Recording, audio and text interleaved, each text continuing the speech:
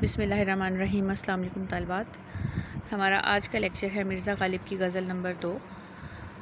اس سے پہلے ہم مرزا غالب کی پہلی غزل مکمل کر چکے ہیں اور غالب کا مختصر تعارف اور غالب کی شاعری پر بات مختصراً ہم اس سے پہلے کر چکے ہیں۔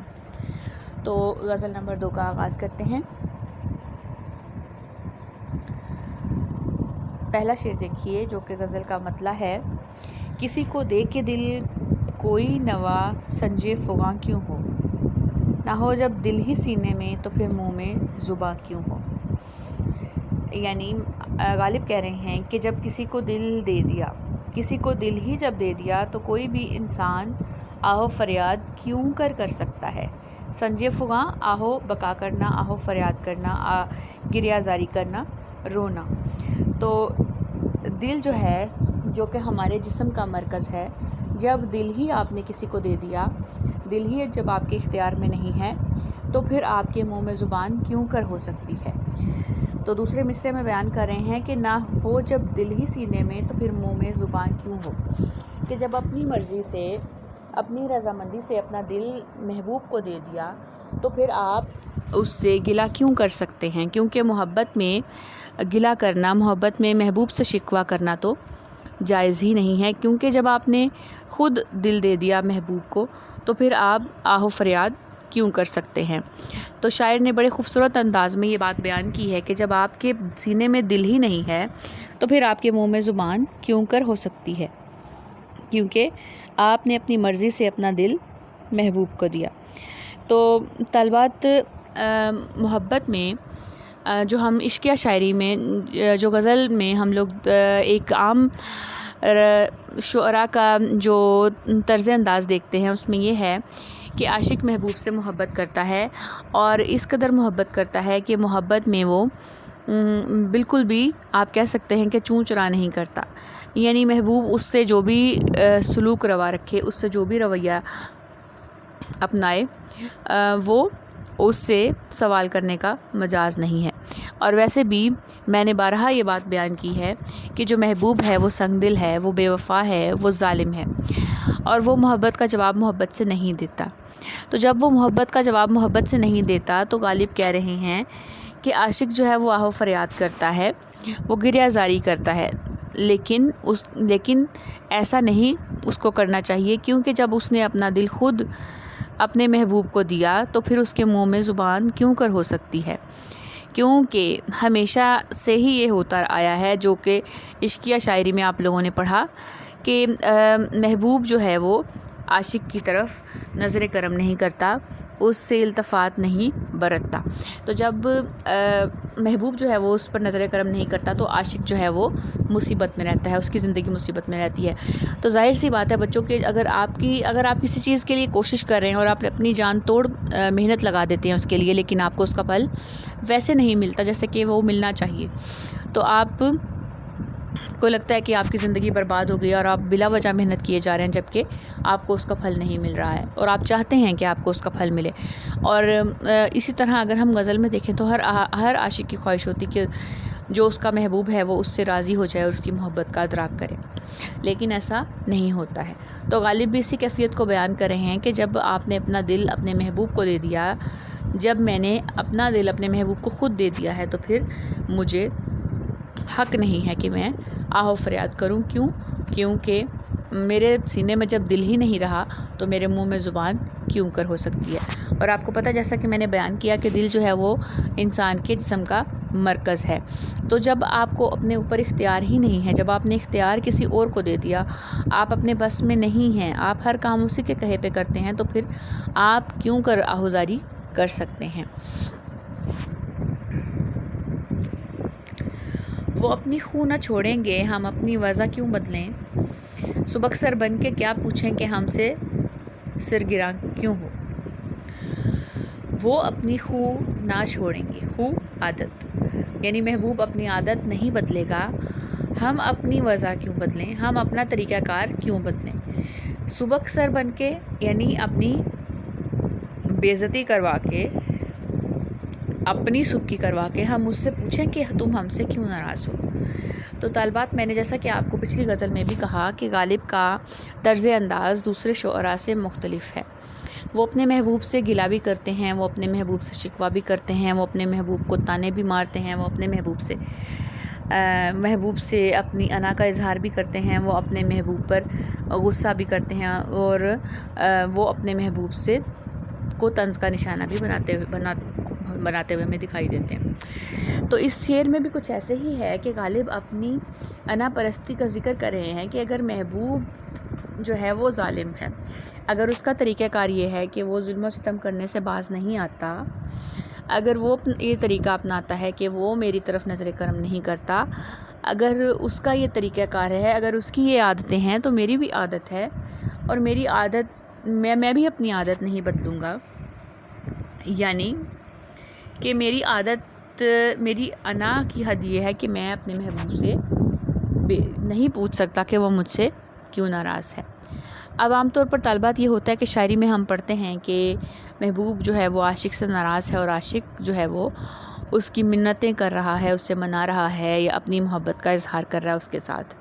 لیکن غالب کا یہاں انداز تھوڑا سا الگ ہے، کیونکہ غالب جو ہیں وہ روایت سے ہٹ کر چلتے ہیں. تو غالب اپنے محبوب سے ناراضی کا سبب پوچھنے کی بجائے وہ کہہ رہے ہیں کہ اس میں میری بے عزتی ہے کہ میں محبوب کے پاس جاؤں اور اس سے پوچھوں کہ تم مجھ سے کیوں ناراض ہو. تو اگر وہ اپنی وجہ نہیں بدلتا تو میں اپنی وجہ کیوں بدلوں. تو غالب کی شاعری میں بچوں ہمیں بارہا ایسا دکھائی دیتا ہے کہ جہاں وہ محبوب کے ساتھ ہمیں اس طور پر دکھائی دیتے ہیں جہاں وہ اس سے گلہ بھی کرتے ہیں اور اپنا ایک الگ انداز بنائے رکھتے ہیں. ورنہ عام طور پر ہم دیکھتے ہیں کہ عاشق جو ہے وہ محبوب کے قدموں تلے بچھا چلا جا رہا ہے، اور اسے اس چیز سے فرق نہیں پڑ رہا کہ اس کی بھی کوئی عزت نفس ہے. لیکن غالب کے ہاں ہمیں یہ الگ انداز دکھائی دیتا ہے کہ غالب کی شاعری کا جو عاشق ہے وہ انا پرست بھی ہے، اس کی عزت نفس بھی ہے جس کو وہ مجروح ہونے نہیں دیتا. تو وہ کہہ رہے ہیں کہ اگر محبوب اپنے طور طریقے نہیں بدلتا تو میں بھی اپنے طور طریقے نہیں بدل سکتا، تو میں اس سے یہ بالکل نہیں پوچھوں گا کہ وہ مجھ سے کیوں ناراض ہے. تو اب محبوب جو ہے وہ عاشق سے ناراض ہو جاتا ہے، اور اس کا یہ ہوتا ہے کہ عاشق جو ہے وہ اس کو منائے، کیونکہ محبوب کو ہمیشہ ناز و ادا جو ہے وہ بھاتا ہے، وہ ناز ادائیں دکھاتا ہے اور عاشق کو اپنے جال میں پھنسائے رکھتا ہے. اور پھر جب وہ اس سے ناراض ہوتا ہے تو اس کی خواہش ہوتی ہے کہ اس کو بار بار منایا جائے. لیکن غالب کہہ رہے ہیں کہ میں ایسا بالکل نہیں کروں گا. اب غالب ہی کا شعر دیکھیے کہ غالب نے کہا ہے کہ غالب اپنے ہی ایک شعر میں کہہ رہے ہیں کہ وہاں وہ غرور عز و ناز، یا یہ حجاب پاس سے وضع، راہ میں ہم ملیں کہاں بزم میں وہ بلائیں کیوں. یہیں اگر ان کو غرور ہے تو ہمارا بھی ایک طور طریقہ ہے، راستے میں ہم ملنا نہیں چاہتے اور محفل میں وہ بلاتے نہیں ہیں. یعنی یہ نہیں ہے کہ صرف جو غرور ہے، جو انا ہے، جو عزت ہے وہ صرف محبوب ہی کو زیب دیتی ہے، بلکہ شاعر کا کہنا ہے کہ عاشق کا بھی پورا حق ہے، اس کی بھی اتنی ہی عزت ہے جتنی کہ محبوب کی. تو اگر محبوب اپنا طور طریقہ نہیں چھوڑتا تو ہم بھی اپنا طور طریقہ نہیں چھوڑیں گے. یہ درست ہے کہ ہم نے اس سے محبت کی، یہ درست ہے کہ ہم نے اس سے بے پناہ محبت کی، لیکن اس محبت کا مطلب یہ ہرگز نہیں کہ ہم اپنی عزت کو گنوا دیں. تو غالب کا یہ کہنا ہے کہ میری بھی کوئی عزت ہے، اور میں اس کو رونتے ہوئے بالکل بھی محبوب سے یہ نہیں پوچھوں گا کہ وہ مجھ سے کیوں ناراض ہے. تو کیا میں اس سے یہ پوچھوں اپنا سر جھکا کے کہ وہ مجھ سے خفا ہے تو کیوں کر خفا ہے. تو یہ غالب کا الگ انداز جو ہمیں باقی شعراء کے ہاں کم ملتا ہے. وہاں ہمیں عاشق گریہ زاری کرتا ہوا دکھائی دیتا ہے، یا پھر محبوب سے اپنی حسرتوں کا بیان کرتا ہوا، یا اپنی محبت کے واسطے دیتا ہوا دکھائی دیتا ہے، یا اپنی محبت کے نہ ملنے کا کم کرتا ہے. تو غالب کے ہاں محبت کا اظہار بھی ملتا ہے، اور اس کے ساتھ ساتھ غالب کے ہاں جو عاشق ہے اس کا ایک الگ طور طریقہ بھی ہمیں دکھائی دیتا ہے. کیا غم خوار نے رسوا لگے آگس محبت کو، نہ لاوے تاب جو غم کی وہ میرا رازداں کیوں ہو. اب بچوں عشق شاعری میں ہم دیکھتے ہیں کہ جو عاشق ہے وہ چاہتا ہے کہ محبوب پر اس کی محبت کا راز جو ہے وہ خود بخود افشاں ہو، یعنی محبوب کو خود اندازہ ہو کہ عاشق اس سے محبت کرتا ہے۔ اب چونکہ ایسا ہوتا نہیں ہے، عموماً جو محبوب ہے وہ غرور میں رہتا ہے، وہ غصے میں رہتا ہے، وہ لاپرواہی برتتا ہے، تو اب جو عاشق ہے وہ اپنے اس غم کا اظہار اپنے غم خوار سے کرتا ہے۔ غم خوار وہ جس سے وہ اپنا غم بیان کرتا ہے، غم کہتا ہے، اپنا وہ ساتھی، وہ اپنا ہم نشیں جس سے وہ اپنا غم بیان کرتا ہے۔ تو شاعر کہہ رہا ہے کہ مجھے اس غم خوار نے، مجھے اس غم گسار نے رسوا کیا اور میری محبت کا اظہار میرے محبوب سے کر دیا، جبکہ میں ایسا نہیں چاہتا تھا۔ تو یہ میری محبت کی توہین ہے کہ جو میرے غم کی تاب نہیں لا سکا وہ میرا رازداں کیوں کر ہو سکتا ہے، جس میں میرا غم برداشت کرنے کی طاقت نہیں وہ میرا رازداں کیوں کر ہو سکتا ہے، وہ میرا دوست کیسے ہو سکتا ہے، کیونکہ اس نے میرے محبوب سے جا کر میری محبت کا اظہار کیا جو کہ میں بالکل نہیں چاہتا تھا۔ تو وہ چونکہ اب آپ کو پتہ ہے کہ جو شاعری میں ہم جہاں پر رکیب دیکھتے ہیں کہ شاعری میں ایک ہمیں تکون دکھائی دیتی ہے جہاں پر ایک محبوب ہے، عاشق ہے اور ایک رکیب ہے، تو وہیں پہ ہمیں ناصح اور دوست بھی دکھائی دیتے ہیں جو کہ عاشق کو نصیحت کرتے ہیں کہ بھئی آپ اس طرح کریں اور اس طرح نہ کریں، اور عاشق ہمیں اکثر گلہ کرتے دکھائی دیتے ہیں کہ جو ناصح ہے اس نے میری غم گساری تو نہیں کی بلکہ مجھے نصیحتیں ہی کرتا رہا۔ تو غالب بھی یہی بات بیان کر رہے ہیں کہ وہ جو دوست ہے، چونکہ ہوتا کیا ہے کہ جو دوست ہے وہ آپ اگر اس سے اپنا غم بیان کرتے ہیں تو وہ اگر آپ کا سچا دوست ہے تو وہ آپ کا غم سہ نہیں پاتا اور وہ اس کے لیے کوئی نہ کوئی حل تلاش کرتا ہے۔ تو اسی حل کی تلاش کرنے میں ان کے دوست نے، عاشق کے دوست نے محبوب تک اس کا حال دل پہنچا دیا، اور اس سے عاشق سمجھتا ہے کہ اس کی محبت کی توہین ہو گئی۔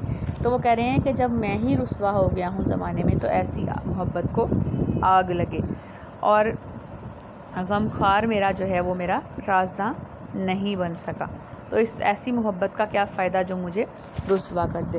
تو غالب کے ہاں ہمیں جہاں یہ دکھائی دیتا ہے کہ ان کا عاشق جو ہے وہ انا پرست ہے، وہیں پر ہمیں یہ بھی دکھائی دیتی ہے چیز کہ غالب محبت تو کرتے ہیں لیکن محبت کرنے کے الگ طور طریقے ہیں، ورنہ وہ اس محبت سے بھی دستبردار ہونے کو تیار ہیں۔ وہ کہتے ہیں کہ ایسی محبت کا کیا فائدہ جو مجھے ذلیل و رسوا کر دے۔ یہ کہہ سکتے ہو ہم دل میں نہیں ہیں، پر یہ بتلاؤ کہ جب دل میں تم ہی تم ہو تو آنکھوں سے نہا کیوں ہو۔ اب طالبات وہی غزل کا روایتی انداز کہ جس میں عاشق جو ہے وہ محبوب کو دیکھنا چاہتا ہے اور اس کے دل میں محبوب کے لیے بے پناہ محبت ہے، تو وہ اپنے محبوب سے کہہ رہا ہے کہ یہ تم درست کہہ رہے ہو کہ میں تمہارے دل میں نہیں ہوں، لیکن اس بات سے انکار نہیں کہ میرے دل میں تم ہی تم ہو، کہ میں جدھر دیکھتا ہوں ادھر تم ہی ہو۔ تو آپ نے میر کا یہ شعر تو سنا ہی ہوگا، جگ میں آ کر ادھر ادھر دیکھا تو ہی آیا نظر جدھر دیکھا۔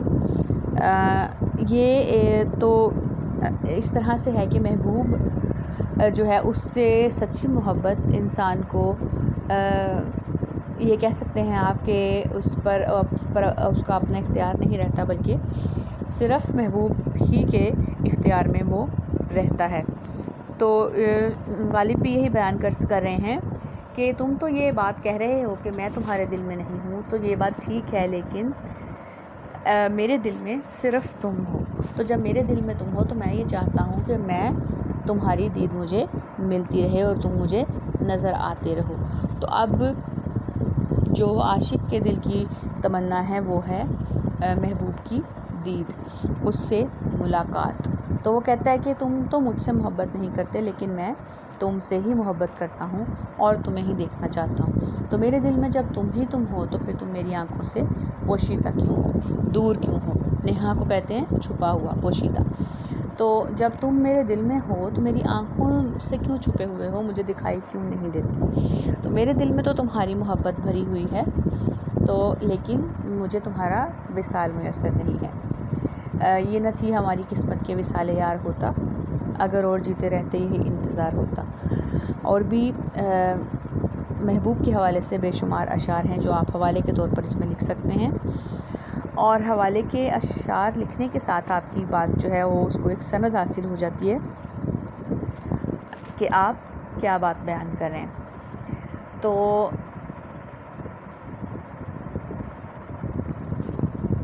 غالب نے کہا ہے کہ میرے محبوب، میرے دل میں تو تم ہی تم ہو۔ یہ ٹھیک ہے کہ تم مجھ سے محبت نہیں کرتے، لیکن میں تم سے محبت کرتا ہوں اور تمہیں ہی ہر پل دیکھنا چاہتا ہوں۔ یہ فتنہ آدمی کی خانہ ویرانی کو کیا کم ہے، ہوئے تم دوست جس کے دشمن اس کا آسماں کیوں ہو۔ فتنہ کہتے ہیں جھگڑے کو، لڑائی کو، خرابی کو۔ خانہ ویرانی یعنی گھر کی ویرانی۔ کسی بھی انسان کی، کسی بھی شخص کی ویرانی کے لیے یہ بات کافی ہے کہ تم اس کے دوست ہو۔ یعنی اے محبوب، اے ظلم و ستم ڈھانے والے، اے غرور عز و ناز رکھنے والے محبوب، اگر تم کسی کے دشمن ہو گئے تو اسے اور کسی دشمن کی کیا ضرورت۔ اپنے محبوب سے کو تانے دے رہے ہیں کہ اگر تم کسی کے دشمن ہو گئے ہو، یعنی اگر کوئی تمہاری محبت میں پڑ گیا ہے تو اس کے لیے اس سے زیادہ تباہی کی بات اور کیا ہو سکتی ہے کہ وہ تمہارے ظلم و ستم کا شکار ہے، وہ تمہارے عتاب کا نشانہ ہے۔ تو کسی کے بھی اجڑنے کی بات اس سے زیادہ کیا ہوگی۔ تو جس کے تم دوست ہو اس کا دشمن آسمان کیوں کر ہو سکتا ہے۔ تو بچوں، شاعری میں ایک روایت اس طرح سے پائی جاتی ہے کہ شعراء کا یہ خیال ہوتا ہے کہ انسانوں پر جتنی بھی مشکلات آتی ہیں وہ آسمان سے آتی ہیں۔ تو وہ کہہ رہے ہیں کہ آسمان سے مشکلات کیا مجھ پر نازل ہوں گی، کیونکہ تم میرے دوست ہو۔ تو تمہاری طرف سے ہی مجھے اتنی مشکلات کا سامنا کرنا پڑتا ہے، تو مزید اور میرا دشمن کوئی کیا ہوگا۔ تو جتنی بھی مصیبتیں، جتنے بھی مصائب، جتنے بھی آلام محبت میں تم سے دوستی کر کے، تم سے محبت کر کے مجھے ملے ہیں، اس کے آگے باقی تمام مصیبتیں ہیج ہیں، اور کوئی مصیبت اس کے آگے نہیں ٹکتی۔ تو مجھ پر آسمان سے اور کیا بلائیں نازل ہوں گی جب کہ تم ہی میرے دوست بن گئے ہو۔ تو یہ فتنہ ہی میرے لیے کافی ہے۔ تو یہ فتنہ آدمی کی خانہ ویرانی کو کیا کم ہے، یعنی یہ فتنہ کیا کم ہے کسی کی ویرانی کے لیے، کسی کی بربادی کے لیے کہ تم اس کے دوست ہو۔ تو جب تم سے دوستی کر لی، تم سے محبت کر لی، تو اپنی زندگی گویا برباد کر دی، اور اپنی اس بربادی پر ماتم کرتے کرتے میں کہہ سکتے ہیں آپ کہ اس بربادی کے آگے کوئی اور بربادی کیا معنی رکھتی ہوگی۔ یعنی محبوب کو تو اس کی پرواہ نہیں ہے کہ عاشق اس سے بے پناہ محبت کرتا ہے، تو لیکن کیا ہے کہ غالب اپنے محبوب سے بیان کر رہے ہیں کہ جب تم ہی، جو کہ مجھ پہ اتنا ظلم ڈھاتے ہو، ظلم کرتے ہو مجھ پہ اتنے، جب تم ہی میرے دوست ہو گئے ہو تو اور کوئی دشمن مجھے کیا چاہیے۔ یہی ہے آزمانا تو ستانا کس کو کہتے ہیں، عدو کے ہو لیے جب تم تو میرا امتحان کیوں ہو۔ بچوں، اب شاعری میں نے آپ سے بولا کہ ایک تکون ہم عام طور پر دیکھتے ہیں جس میں ایک محبوب ہے، عاشق ہے اور رقیب ہے۔ تو غالب کہہ رہے ہیں کہ محبوب جب عاشق کا نہیں ہوا، عاشق نے محبت میں بہت ساری تکالیف برداشت کیں اور بہت سارے مصائب سے گزرا، لیکن محبوب اس کا نہیں ہوا بلکہ کسی اور کا ہو گیا، کسی اور سے اس نے محبت کا اظہار کر دیا۔ تو پھر وہ کہہ رہے ہیں کہ مجھے تم پھر کیوں آزما رہے ہو، میرا امتحان کیوں کر لے رہے ہو، جب کہ تم میرے نہیں ہوئے، جب کہ تم نے میری محبت کو قبول نہیں کیا، تو پھر تم مجھے کیوں آزما رہے ہو۔ تو عدو کہتے ہیں غیر کو، یعنی اگر تم غیر کے ہو چکے ہو، اگر تم میرے نہیں رہے تو پھر مجھے کیوں آزما رہے ہو۔ میرا امتحان جیسے ہوتا کیا بچوں، ہوتا یہ ہے کہ جب آپ کو اندازہ ہوتا ہے کہ اب کوئی چیز جو ہے وہ آپ کی نہیں ہے تو آپ کو صبر آ جاتا ہے۔ اسی طرح سے لیکن ہم شاعری میں دیکھتے ہیں کہ جو عاشق ہے وہ اپنی جان نچھاور کر دیتا ہے محبوب کے قدموں میں خواہ وہ اس کو ملے نہ ملے. لیکن غالب کے ہاں ہمیں الگ طرز عمل یہ دکھائی دیتا ہے کہ وہ اپنے محبوب سے دو بدو بات کرتے ہیں، یعنی اپنے محبوب سے گلا کرتے ہوئے دکھائی دیتے ہیں، اس پر طنز بھی کرتے ہیں. تو وہ یہی اپنے محبوب سے کہہ رہے ہیں کہ تم پھر مجھے کیوں آزما رہے ہو جب کہ تم کسی اور کے ہو چکے ہو.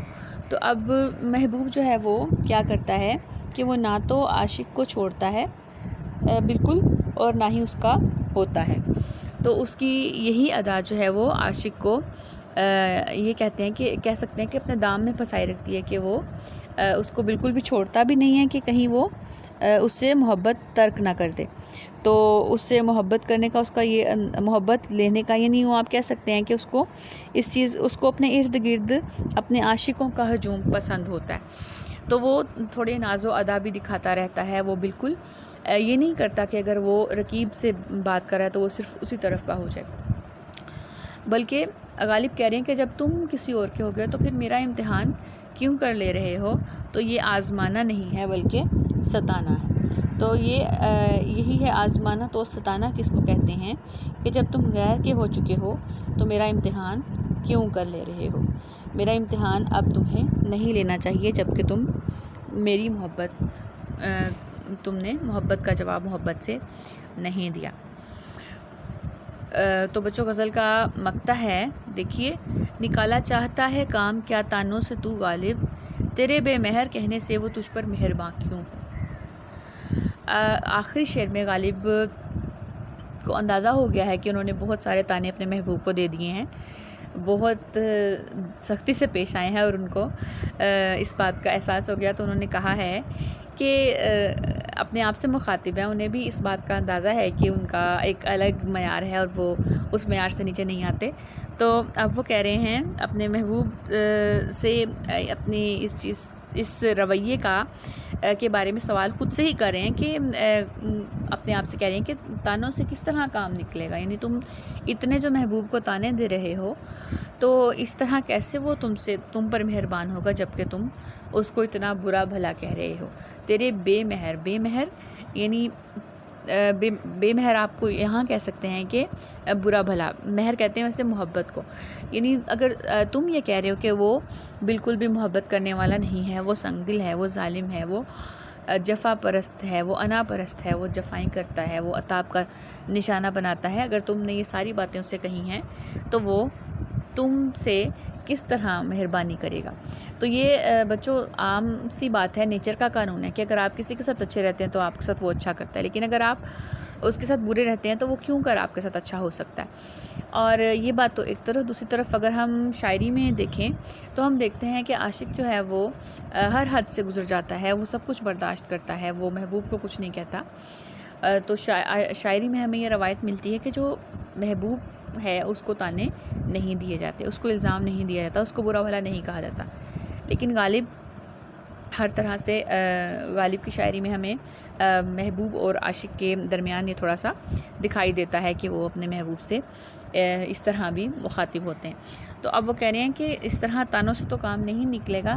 اگر تم اسے برا بھلا کہو گے تو وہ تم سے کیوں کر مہربان ہوگا، کیوں کر تم سے محبت کرے گا. تو یہ تو ممکن ہی نہیں ہے کہ جب تم اس سے اچھے طریقے سے بات نہیں کرو گے تو وہ کیوں کر تمہیں اپنی محبت کا جواب محبت سے دے. یوں تو یہ ویسے بھی نہیں ہو سکتا، لیکن جب تم ہی اس کو اچھا نہیں سمجھو گے، جب تم ہی انا کا مظاہرہ کرو گے اس کے سامنے، جب تم ہی جو ہے وہ اس کو تانوں تشنوں سے نوازتے رہو گے تو وہ کیسے تم پر مہربان ہو سکتا ہے. تو یہ بالکل بھی نہیں ہوگا. تو طالبات غزل ہو گئی مکمل. غالب کی دوسری غزل یقیناً آپ لوگوں کو سمجھ میں آ گئی ہوگی.